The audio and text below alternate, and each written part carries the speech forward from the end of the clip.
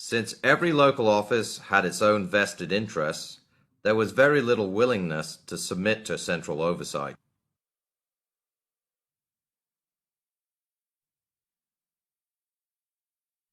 Note again that we haven't said anything yet about the solution.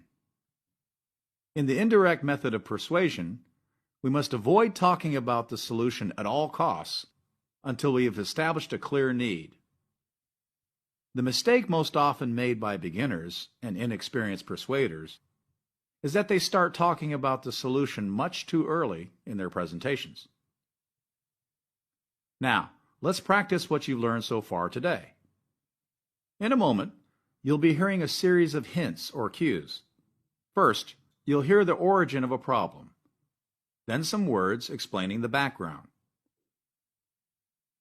Use the phrases we have just studied to make a short statement on the origin and background of each issue. For example, if you hear high summer temperatures, increased use of air conditioners, lack of electricity, you'll say something like, "The root cause of this problem is the high summer temperatures. Because of increased use of air conditioners, we're facing a lack of electricity." Feel free to invent details. Then, after each exercise, you'll hear an example answer that you can compare with your own. Poor training, poor computer knowledge, waste of time.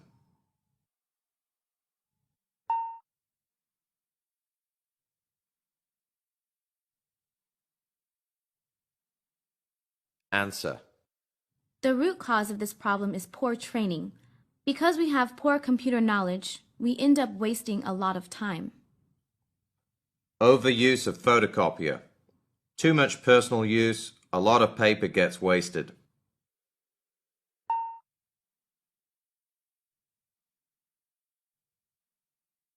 Answer.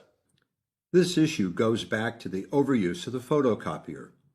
Because staff are using it for personal use, a lot of paper gets wasted. Increased cost. Excessive prices lose customers.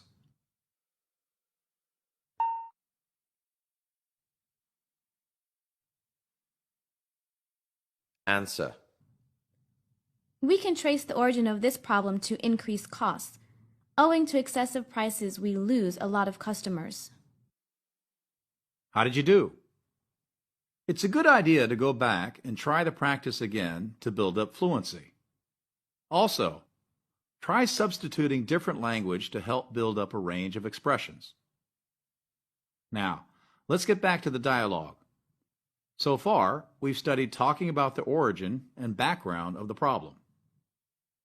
What are some other ways that Nick uses to establish a clear need for his proposal? For one thing, Nick paints a vivid picture of the conditions in the welding room as the temperature increases throughout the day. During the summer, when the work starts at 8, it's already 31 degrees in the welding room. By 11:30, it's at least 37. On 6 days last summer, it hit 41 degrees. This is a kind of detailed example that illustrates the problem. As he continues demonstrating the problem, another way that Steve adds persuasiveness to his presentation is by relating to the audience's own knowledge of the issue. And as you know, these production workers are always working on, moving, or carrying frames, which weigh as much as 8 kilos. As you know, is a way of using your listener's own knowledge as a tool of persuasion. This is an effective strategy. What are some other ways to refer to the audience's knowledge? I know the people in this room would be the first ones to tell me that trust is essential to a harmonious and productive work environment.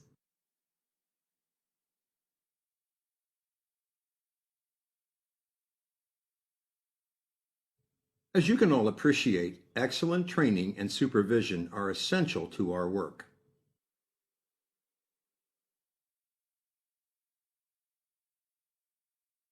I don't need to tell you that we must have adequate oversight of branch office accounting practices.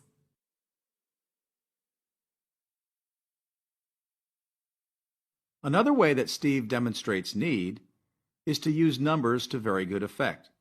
Though he's careful not to overwhelm his audience with statistics, he does know his figures. Last time we heard about a 16% drop in productivity and a $181,000 loss in potential profits. This time, he mentions that the welding room has already replaced 11 of 36 employees, and turnover for the summer will often usually run over 50%. Let's listen to one of Steve's particularly effective use of statistics. According to my calculations, we are producing 12,300 less units per summer than we would without this turnover. According to my calculations is a great way to introduce numbers. What are some other ways to quote figures? The latest statistics demonstrate that new workers are taking, on average, 65% longer to become fully trained.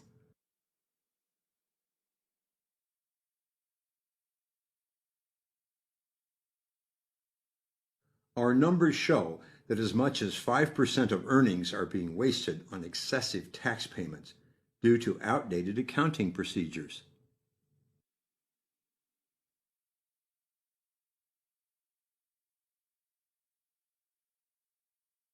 Let's continue on with the theme of using numbers to add persuasive weight to the problem. Nothing is more convincing than talking about the bottom line. The bottom line refers to the last line on a company's profit and loss statement. It tells us whether we made a profit or a loss. Idiomatically, bottom line also means the net result or the final analysis. In the need step, it's a good idea to provide a vivid summary of the business impact of the problem in terms of profit or loss, the bottom line. Let's listen to how Nick does this. And figuring a profit of $16 on every bike we sell, those 12,300 products we aren't making are costing us $200,000 in potential earnings. What are some other ways to talk about the bottom line? The bottom line is that this lack of trust between business units has resulted in at least a 45% drop in customer retention.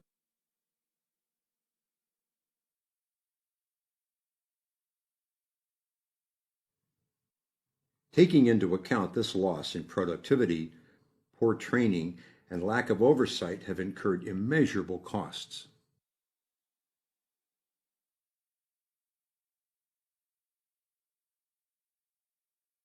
In a nutshell, poor implementation of risk management systems at the local level could be costing us as much as $22.5 million per year.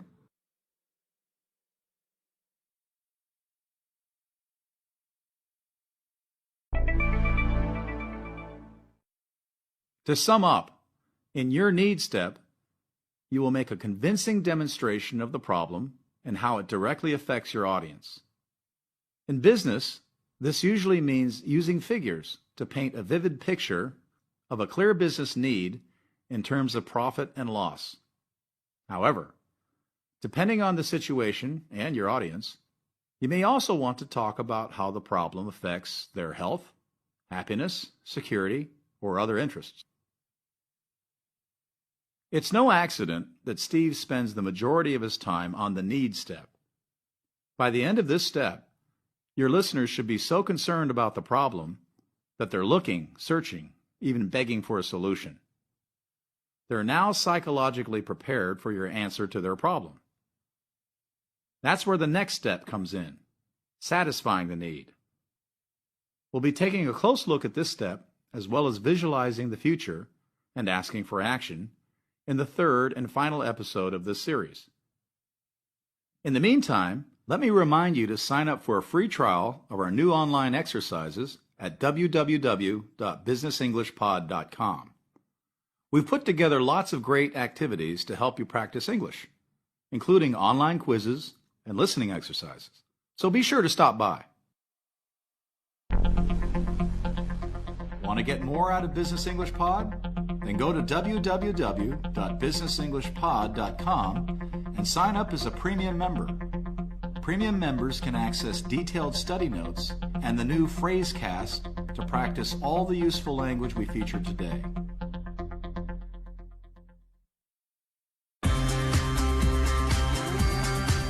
You're listening to Business English Pod, the business English podcast for professionals on the move.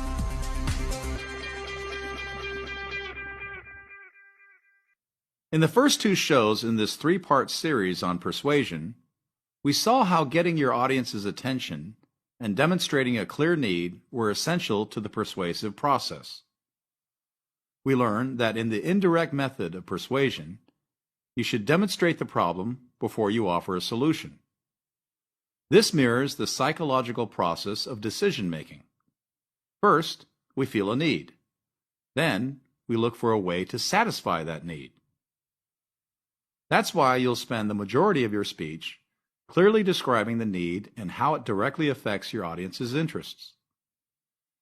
In business, usually this means giving one or two vivid examples of the problem, where you quote figures, and it means making a convincing statement of how the problem affects the company's profit. By the end of this step, your audience should be so concerned about the problem that they're ready to accept your solution. Then, and only then, should you start talking about your proposal. This is the satisfaction step. After you've briefly described your proposal or the solution to the problem, you will then paint a picture of the future. This is the visualization step. Talk about how accepting your proposal will have positive future outcomes, or maybe how not accepting it will have negative outcomes. Finally, you need to make a concrete, specific call to action, what the audience can do right now to implement your proposal. Let's finish listening to Steve give his proposal to Swift Management. See if you can identify the satisfaction, visualization, and action steps in his speech. Also, while you listen, try to answer the following questions. First, how long will it take Swift to get back the investment in air conditioning? Second, how much extra profit can Swift make per year by adopting Nick's proposal? Third, what specific action does Steve ask his managers to take? What will it take to fix the problem? Well, bringing down the temperature to 30 degrees will require an investment of around $500,000 to insulate and air condition the welding room. Extra energy costs for the air conditioning will run about another $30,000 a year. We get our investment back in under 3 years. By then, we'll be making at least an extra $200,000 per year, all without buying more equipment or hiring more workers. So what would you like us to do? Well, by installing the insulation and air conditioning this fall, we can take advantage of lower off-season rates. Please authorize the purchasing department to request bids for the system. Then, next summer, our productivity will be the highest ever. Sounds like a go to me. Yes, why haven't we done this before? From Steve's manager's reactions, we can see that his proposal has been successful. Steve's success is mainly due to the vivid and convincing demonstration of need that he made in episode 2. But to complete the persuasive process, he must satisfy that need, paint a vivid picture of the future impact, and ask for concrete action. Let's go through the end of Steve's speech in detail to see how he accomplishes all these 3 steps. After spending more than 60% of his presentation on describing the need, Steve's description of his actual proposal, the satisfaction step, is forceful and concise. He doesn't need to say a lot because his audience is already so concerned about the problem that they're almost begging for a solution. Well, bringing down the temperature to 30 degrees will require an investment of around $500,000 to insulate and air condition the welding room. Extra energy costs for the air conditioning will run about another $30,000 a year. We get our investment back in under 3 years. One of the main points to note here is that Steve is well prepared. He knows how much his proposal costs, he knows how long it will take to get the money back, and he knows how it will impact the company's profit. Basically, the satisfaction step is a statement of benefit to the audience, Grammatically, there are many ways to do this. For example, we can say something like, doing A will give us B benefit. A ensures that we can do B, or A will help us to do B. Let's listen to some more examples of strong, concise satisfaction step statements. Holding quarterly team building training is an effective way to counter this problem.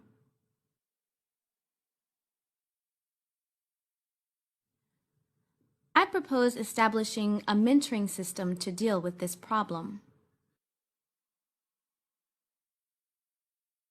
Making regular visits to local sites will help us to create an effective supervision regime.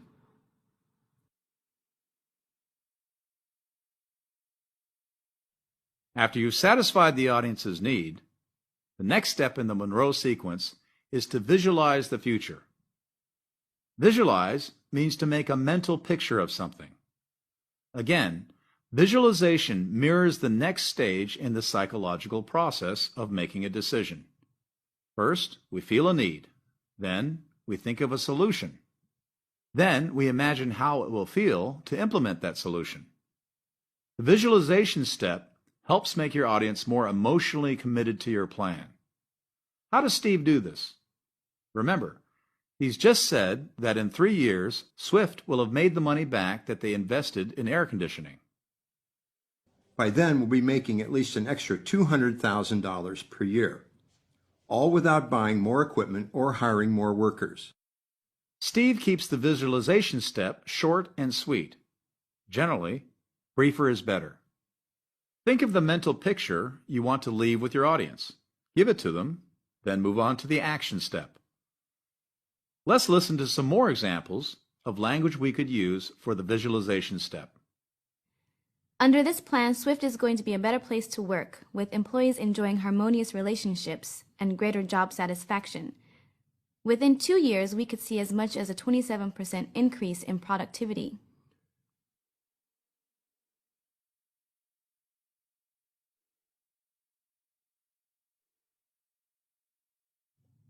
Imagine this. With an effective mentor program, not only will we increase retention of high-potential employees, we will also see our production line working like a well-oiled machine.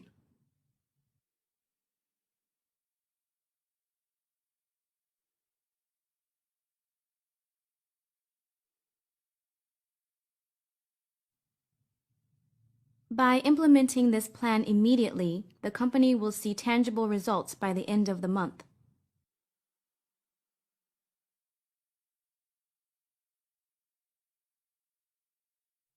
So far, in our examples, we've visualized a positive future, good things that will happen if your audience accepts your proposal or solution.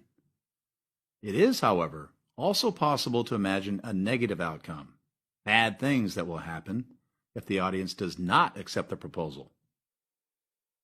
If we don't adopt this proposal, there's no telling what could happen.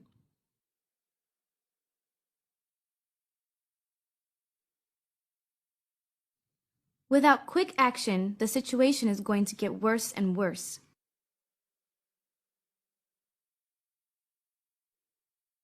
Inaction will just cause us to lose more money. If we don't do anything, the situation is just going to deteriorate. Finally, you can use a contrastive method where you compare the negative outcome if your solution is not accepted to the positive outcome if it is. If we don't take decisive action, our losses for 2007 will be unrecoverable. But by implementing rigorous oversight now, we can recover any potential losses before they occur.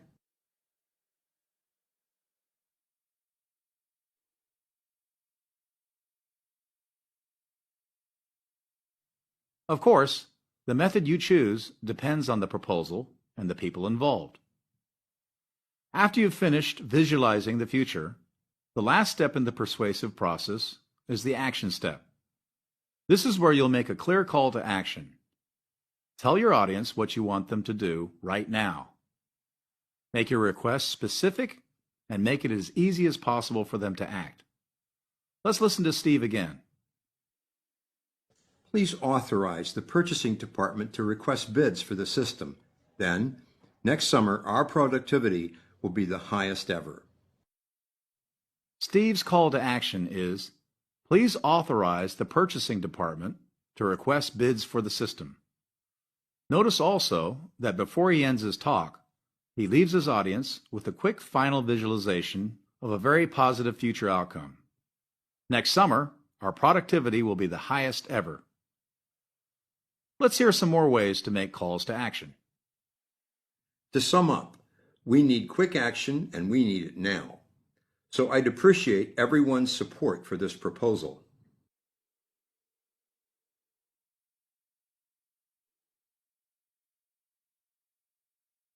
Please authorize a purchase order for a new computer system. The first thing we need to do is meet with all the parties involved. I suggest next Thursday.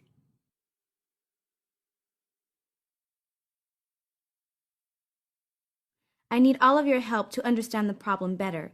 That's why I'm asking you all to send me an email anytime you observe something unusual.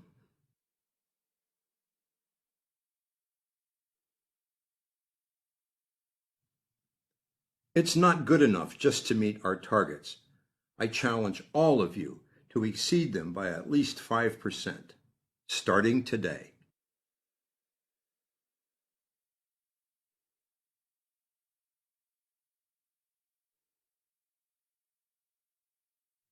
Now it's your turn to practice. Imagine you're making a cost-saving proposal. Like Steve, you've suggested air conditioning the production center, which will save the company $200,000 per year. Within 3 years, you get the investment back. You've just finished the satisfaction step, and now you need to visualize the future and ask for action. First, use one of the phrases to visualize a negative outcome, such as, inaction will just cause us to lose more money, or, if we don't do anything, the situation is just going to deteriorate. Then, visualize the future benefit to the company. And finally, ask for action. What do you want the management team to do? Are you ready?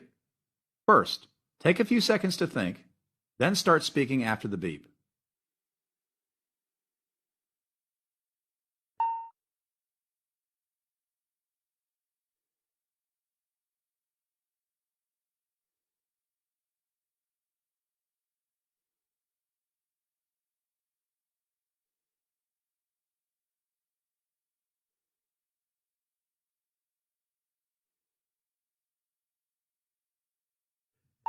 If we don't do anything about these high temperatures, the situation is just going to deteriorate. Inaction will just cause us to lose more money. But by installing air conditioning this fall, we can start saving $200,000 per year. Within 3 years, we will have made our money back. Please authorize a purchase request immediately. How did you do? Of course, there are many possible good answers. Another way to practice is to take one of your own company's problems and take it through the different steps of the Monroe sequence. Use the language we've just learned in this and the previous 2 episodes to create a persuasive proposal. What were the 5 steps of the persuasive process? Before we finish the series, let's review. First, get the audience's attention. Second, establish a need. Third, satisfy that need.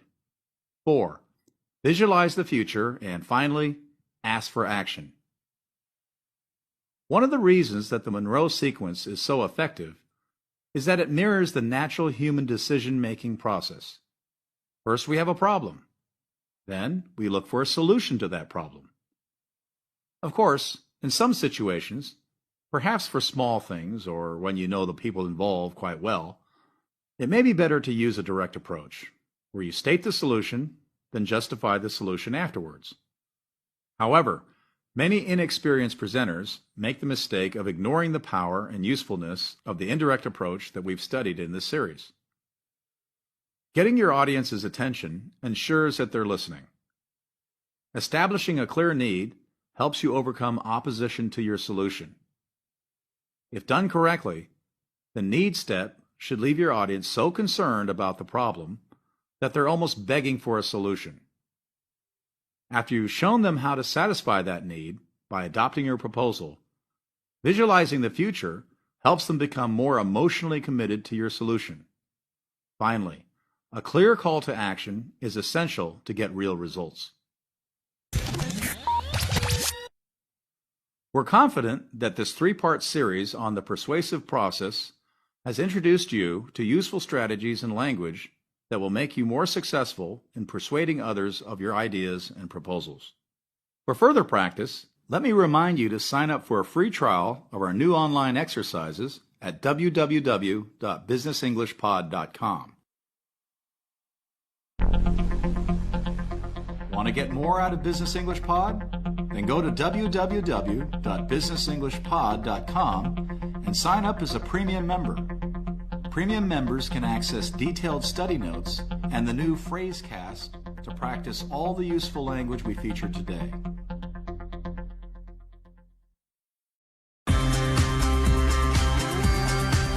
You're listening to Business English Pod, the Business English podcast for professionals on the move.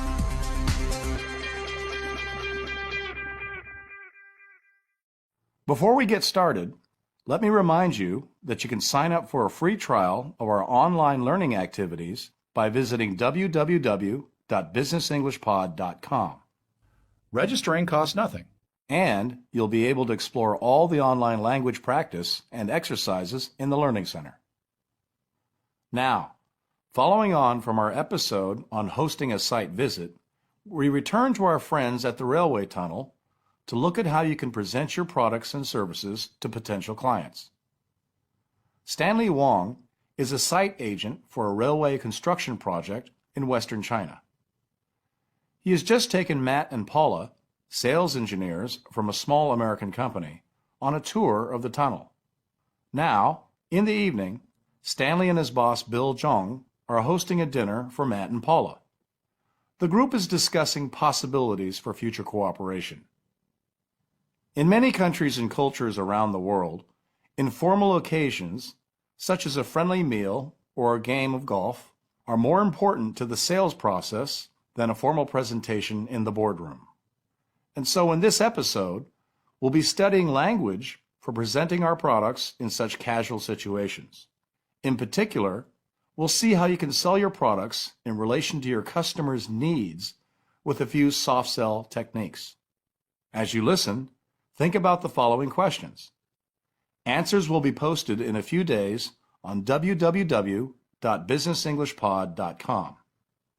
First, were Matt and Paula able to go to the tunnel face, that is, the end of the tunnel? Second, what is the main point of interest that Matt and Paula pursue in the discussion? And finally, what are the advantages that Matt and Paula's device have over traditional surveying methods?